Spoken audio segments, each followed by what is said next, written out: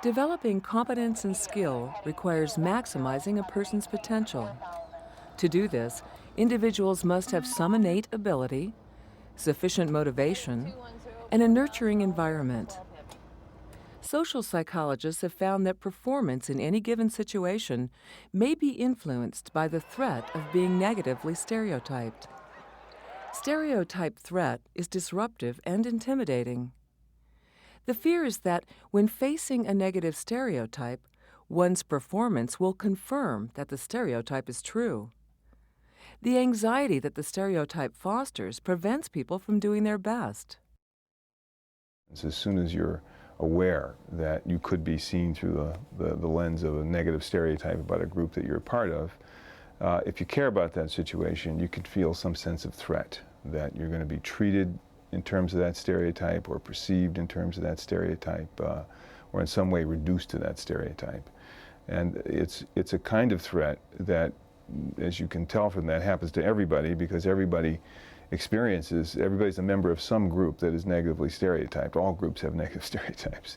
Dr. Steele and his colleagues have studied the impact of stereotype threat. He targeted his research on two domains where gender and racial stereotypes often dominate: math proficiency and intellectual ability. Good morning. I am Dr. Borayo, and I would like to ask you to please fill out this form before we begin the test.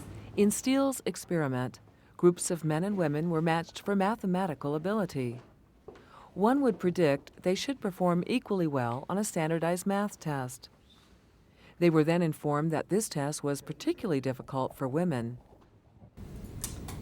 The test you are about to take is a test of your mathematical skills, and it is nationally standardized on various groups of people.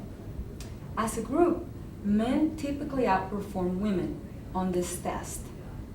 But keep in mind that group results do not necessarily apply to individuals.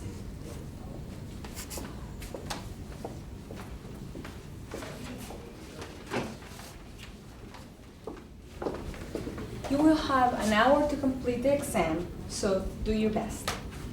This information led the women to identify with the negative stereotype that women are less proficient in math.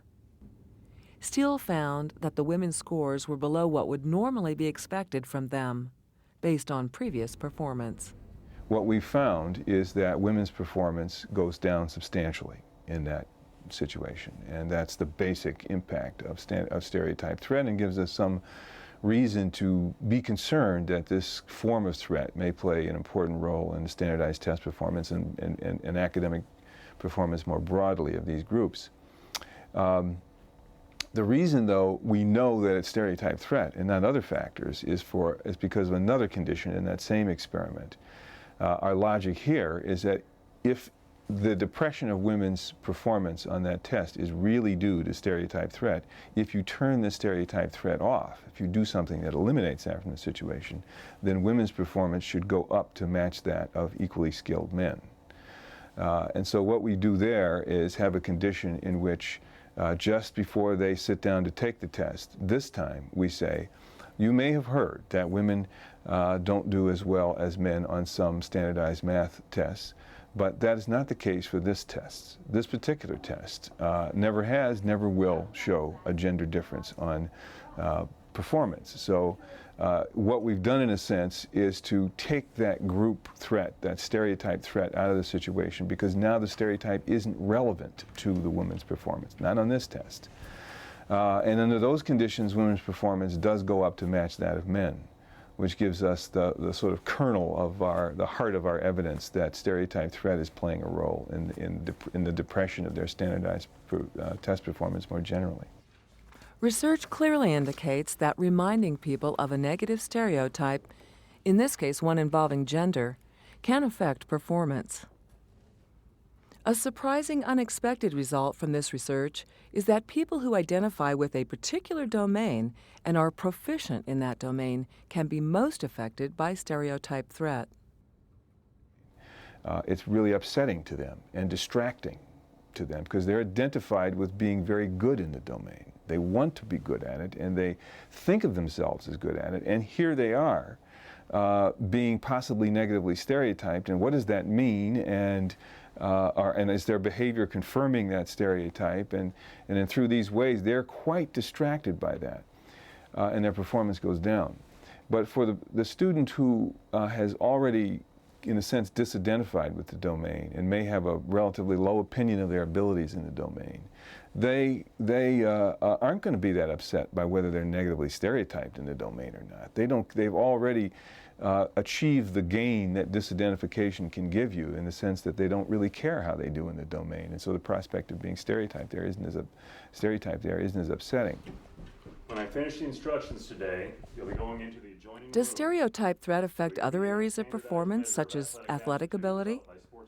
In an interesting experiment conducted by Dr. Jeff Stone, black and white athletes were instructed that they were going to be tested on a golf-related task. When I finish the instructions today, you'll be going into the adjoining room where you'll be given a standardized measure of athletic aptitude developed by sports psychologists and based on the game of golf. The test is designed to measure personal factors correlated with natural athletic ability, such as hand-eye coordination. Any questions about that? When a group was told the task was a test of athletic ability, the African American subjects did better than the white subjects. When I finish the instructions today, you'll be going into the adjoining room where you'll be given a standardized measure of athletic aptitude developed by sports psychologists and based on the game of golf. The test is designed to measure personal factors correlated with ability to think strategically during an athletic performance test. Any questions about that? When told the task was a test of sports strategy, the white subjects outperformed the African American subjects. In both cases, stereotypes triggered beliefs and fears in the participants that became self-fulfilling. The cute thing of the study is that he reverses the effect by, in a different condition, changing the label for the condition. In this condition, he says to them, this is a test of sports strategic intelligence. So there's a stereotype that now is more likely to intimidate the African American subjects in this experiment, and indeed the performance reverses. Under that instruction, whites outperform blacks. So yes, I think this kind of intimidation, I think stereotype threat is a cousin to a much more general kind of reputational intimidation that we can impose on people and is imposed on us as a kind of regular feature of social existence. Steele theorizes that stereotypes discourage people from pursuing certain activities. They can stigmatize people and prevent them from even attempting to realize their aspirations. The pressure of stereotype threat in a domain, we're arguing, can force this kind of adaptation in a person. They can say, well, math just isn't that important to me. I'm going to find another way to achieve, to be a person. I'm going to find another identity that doesn't require performance here because I just feel like this is, I feel uncomfortable in that domain. So in that way, the stereotype structures can begin to shape the long-term identities that people have. And that's where stereotype threat, the stereotype structure of a society, can have very long-term and very profound effects on people, on groups of people, the kinds of identities that they feel comfortable having, and on the nature of the society we have. Who does what kinds of things? Who's going to be the sprinter? Who's going to be the basketball player? Who's going to be the engineer? Who's going to be the computer scientist? The group stereotypes that are afoot in society through this mechanism, the pressure they put on the kinds of identities that a person feels comfortable having can shape those outcomes in very profound ways. And so it becomes a theory that explains how the larger stereotype structure of a given society can shape individual identity and through that shape larger group identities and have very long-term and very broad effects.